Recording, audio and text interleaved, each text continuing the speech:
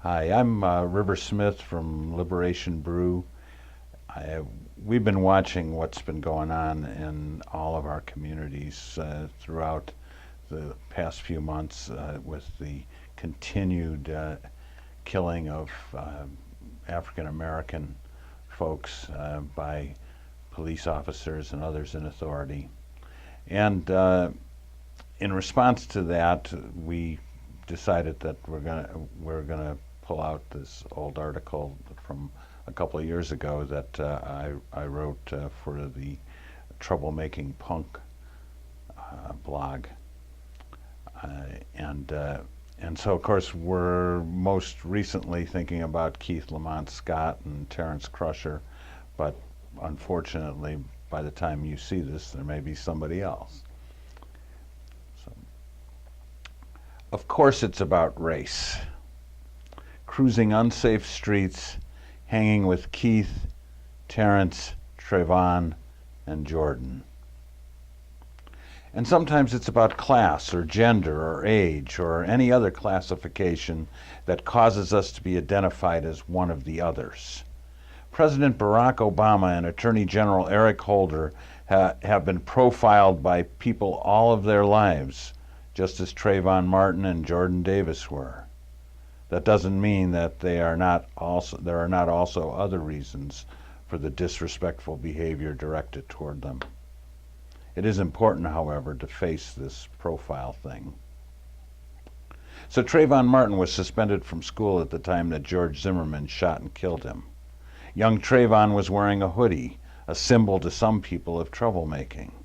Furthermore, he was guilty of the unpardonable crime of being a young black male on the street at night.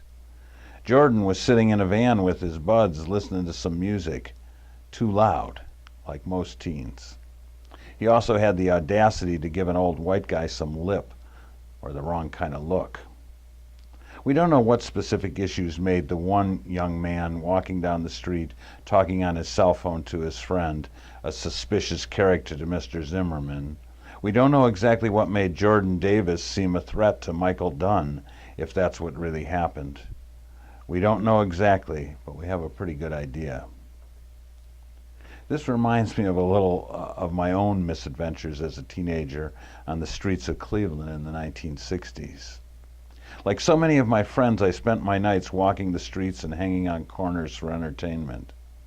Each evening, as I buffed my shoes and combed my hair on the way out the door, as I hit the sidewalk with the baddest walk on the block, clicking out a tune with my cleats, I thought about how cool I was, and I thought about meeting up with my boys and about hooking up with some local chicks, as we called them. I tried very hard not to think about the police. Unfortunately, from the first time they stopped to check me out, the local patrol boys decided that I was a troublemaker. I wasn't sure why. Was it because they didn't like my hair, my spit-shine shoes, my so-cool walk? Or maybe it was the way I smiled when they jabbed me with their nightsticks. It certainly could have been the smile. A judge later told me from the bench that he was locking me up just to wipe that smile off my face.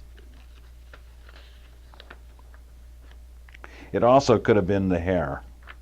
I was suspended at least 20 times by high school administrators who didn't like it. To so many people in authority, I was seen as a punk, a smart-ass troublemaker up to no good. I was somehow considered a dangerous person who was suspected as a cause of any problems that might be happening in the neighborhood. I had to be watched. I had to be hassled. I had to be controlled. The bruises to my ribs, the pain in my stomach, the scratches on my face as I was slammed repeatedly against the police cars were a message from those in authority. The term wasn't in use back then, but I was being profiled. I was in a very crazy relationship that as a teenager I was too self-absorbed and innocent to know how to change. I was told over and over again that I had a problem with authority, when really it was the other way around. My friends and I didn't wear the same clothes, didn't listen to the same music, didn't talk the way the adults did, and we didn't respect the same norms of behavior. We were too loud, too reckless, we were different. We were the other. And that made us dangerous to the people in authority. That perceived reality gave some police, some school administrators, some judges the justification to treat us without respect, without compassion, without understanding, and without justice. I didn't know yet how the black kids from the neighborhood next to ours were judged or treated by the authorities. I just knew they wouldn't be safe on our streets. The authorities and our gangs would make sure of that. Why? Because they were the other. They were stereotyped. They were profiled. So here we are now, a half century later. The civil rights movement has given us decades to look at discrimination, and I wonder, can we get past our prejudices, our fears, our stereotypes, to demand the same respect, the same justice for the many young black men on our streets today that we would for any of our children? Michael Dunn, the man who killed Jordan, evidently couldn't. Neither, it seems, can many conservative commentators or Republican lawmakers. That's it.